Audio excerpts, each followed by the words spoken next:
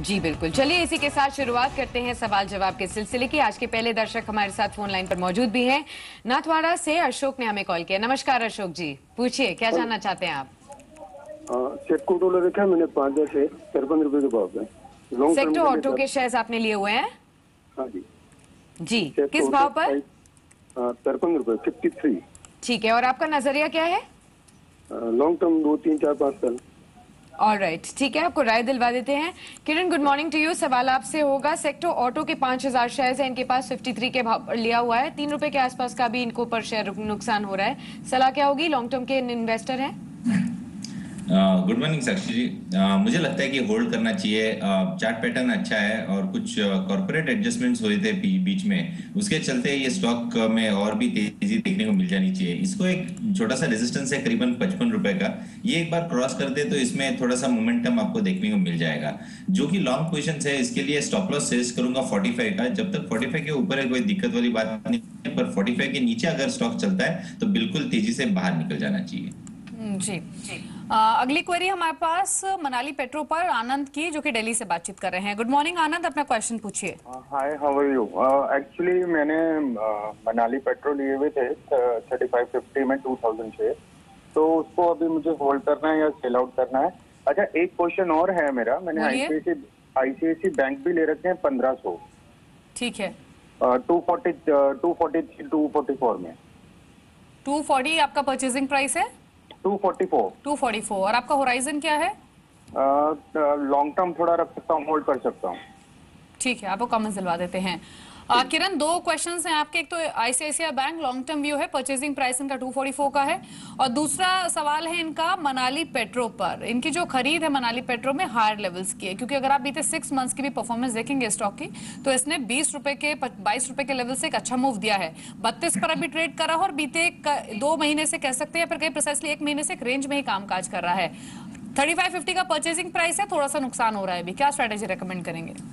पहले ICICI bank पे बात करेंगे। एक एसेंडिंग चैनल में ट्रेड करता नजर आ रहा है पिछले 4 महीने से, और ये सपोर्ट के बहुत नजदीक है, तो मुझे नहीं लगता इधर से बहुत कुछ गिरावट आईसीआईसीआई बैंक में देखने को मिल जाती है। बहुत अच्छा सपोर्ट 240 का है, तो मैं स्टॉप लॉस 235 का सजेस्ट करूंगा होल्ड करने के लिए। और ये नेक्स्ट रेजिस्टेंस करीबन 272 274 है, इधर तक तो जाना ही चाहिए। पर अगर 270 274 निकल जाता है तो मैं एग्रेसिवली बाय करने की सलाह दूंगा, जहां पे टारगेट करीबन 310 320 के देखने को। फिलहाल होल्ड कीजिएगा, स्टॉप लॉस करीबन 235 का रख के। मनाली पेट्रो पे अगर बात करें तो मनाली पेट्रो में भी एक अच्छा रुझान दिखाई दे रहा है। मुझे नहीं लगता इधर से और भी गिरावट आएगी। ये जो चैनल में चल रहा है इसका 1 के करीब है, तो 29 के स्टॉप लॉस के साथ होल्ड करना चाहिए। इधर भी एक छोटा सा रेजिस्टेंस है 35 का, इसके ऊपर चलता है तो वापस एक बार स्टॉक में मोमेंटम देखने को मिल जाना चाहिए। जी, चलिए अगले दर्शक से भी बातचीत कर लेते हैं। नासिक से मनोहर जोशी ने अपना सवाल भेजा है। इनफैक्ट ये हमारे साथ फोन लाइन पर मौजूद भी है। नमस्कार मिस्टर जोशी, पूछिए। नमस्कार किरण जी, बताइए। हाँ, अवन ऑफशोर 230 मिल है 500 शेयर, तो उसका टारगेट और स्टॉप लॉस क्या रहेगा? ट्रेडिंग के नजरिए से आपने यहाँ पर निवेश किया है, चलिए ठीक है, आपको राय दिलवा देते हैं। किरण जी, ट्रेडिंग का नजरिया 230 रुपए के भाव पर 500 शेयर्स में निवेश किया हुआ है अबन ऑफशोर में। अभी तो फिलहाल इनको 20 रुपए के आसपास का पर शेयर नुकसान हो रहा है। स्ट्रैटेजी इनकी क्या होनी चाहिए? नहीं, बेच के निकल जाने की सलाह होगी कि हमने देखा है पिछले 1.5-2 साल से ये stock consistently lower top lower bottom करता नजर आ रहा था, तो इधर भी कोई अच्छी ट्रेंड रिवर्सल प्राइस पैटर्न दिखाई नहीं दे रही है। और वॉल्यूम पे जब ये स्टॉक चलता है तो वॉल्यूम्स नहीं आती है, तो ये इसको सिर्फ पुल बैक के तौर पे देखना चाहिए। तो मेरा मानना है कि इधर से बाहर निकलिए। 20 रुपए का नुकसान हो रहा है, जरूर दुख होता रहेगा आपको, पर ये 20 रुपए बहुत कम है, निकल जाइए, नहीं तो बढ़ता नजर आना चाहिए। अगली क्वेरी ले लेते हैं, और वरुण है हमारे साथ फोन लाइन पर मथुरा से। गुड मॉर्निंग वरुण, क्या क्वेश्चन है आपका, पूछिए। Good morning madam. एक तो मेरे पास गति है 174.50 पे 10 शेयर, और एक टोरेंट पावर मैंने लिया था 173.85 पे 100 शेयर, और इसके रिजल्ट्स बता दीजिए, क्या प्रॉफिट कितना बढ़ा है इसका? जी चलिए ठीक है, आपको इन्फॉर्मेशन दे देते हैं। टोरेंट पावर की इन्होंने बात की है, और नतीजे आए हैं, नतीजों ने डिसअपॉइंट किया है डेफिनेटली। जो प्रॉफिटेबिलिटी है अगर वो देखें तो वो काफी सिग्निफिकेंटली डिप हुई है। और स्टॉक हालांकि सुबह कमजोर खुला था लेकिन लोअर लेवल से एक अच्छी रिकवरी दिखा चुका है। अब करीब 3 रुपए ऊपर ट्रेड कर रहा है। और अगर प्रॉफिट अगर अर्निंग्स की बात करें तो जो प्रॉफिटेबिलिटी वो 80% के आसपास डिप हुई है। जो कंपनी के नेट प्रॉफिट्स हैं वो 80% गिरे हैं और महज 45 करोड़ के आसपास के नंबर्स कंपनी के आए हैं। तो प्रॉफिटेबिलिटी फ्रंट पर एक काफी दबाव दिखा है, जिसके बाद स्टॉक ने एक रिएक्शन लिया भी था। और इसके अलावा अगर आप टोटल इनकम देखेंगे तो वहां भी टोटल इनकम भी डिक्रीज हुई है कंपनी की और 3100 करोड़ से घटकर 2600 करोड़ के आसपास आई है। तो नंबर्स ने डिसअपॉइंट किया है टोरेंट पावर के। और 144 की इनकी खरीद है किरण, परचेजिंग प्राइस से तो ऊपर है इनके, लेकिन अभी थोड़ा सा दबाव में है। क्या करें, मुनाफा जो मिल रहा है उसे लेकर बाहर आ जाए या फिर नहीं। और दूसरा गति का इन्होंने जिक्र किया, गति अभी आज लॉजिस्टिक स्टॉक्स में एक तेज मुनाफा वसूली हमने देखी भी है। क्या करना चाहिए दोनों शेयरों पर?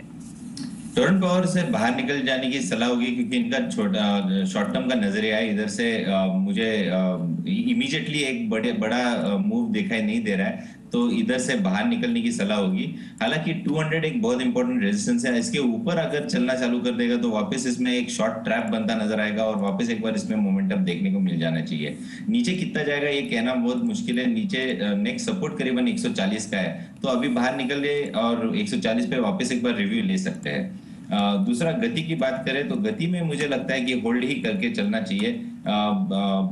चार्ट पैटर्न बहुत अच्छा दिखाई दे रहा है। सवेरे जो आपको इसमें बिकवाली का दौर दिखाई दे रहा था, अभी वापस एक बार एक अच्छा रुझान इस स्टॉक में देखने को मिल रहा है। मेरा मानना है कि अभी इसी रेंज में ट्रेड करता नजर आएगा। अगर हम लॉन्ग टर्म चार्ट भी देखते हैं तो एक इंपॉर्टेंट रेजिस्टेंस इसने पार कर चुका है। तो ये इंपॉर्टेंट रेजिस्टेंस करीबन 175 का है। ये 175 के जब तक ऊपर है तब तक मुझे लगता है कि ये 240 तक जाने की क्षमता रखता है ये स्टॉक, तो बिल्कुल होल्ड करके चलना चाहिए।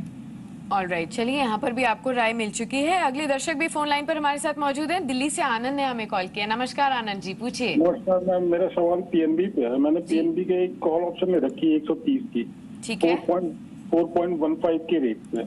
ऑलराइट, चलिए ठीक है, आपको राय दिलवा देते हैं। किरण, इनका सवाल पीएनबी पर है और फ्यूचर में एक लॉट खरीदा हुआ है। इन्होंने कॉल ऑप्शन लिया हुआ है और 130 के भाव पर, अभी फिलहाल देखा जाए 123 पर चल रहा है। सलाह क्या होगी इनके लिए? होल्ड करने की सलाह होगी। अभी भी बहुत दिन है इस महीने के कॉल ऑप्शन के लिए। फिर सिर्फ इनको ये करना है कि 120 के नीचे अगर ये स्पॉट चला जाता है तो बिल्कुल इस कॉल में से बाहर निकल जाना चाहिए। मुझे लगता है कि 130 के ऊपर ये स्टॉक बिल्कुल जाना चाहिए और अगर ये चलता है तो जल्दबाजी में बिकवाली ना करे। इनफैक्ट इनको ये सजेशन रहेगी कि 135 140 का अगर कॉल बेचते हैं तो उनको थोड़ा सा प्रीमियम मिलके वो थोड़ा सा जो 30 का जो कॉल है वो सस्ता भी कर सकते हैं।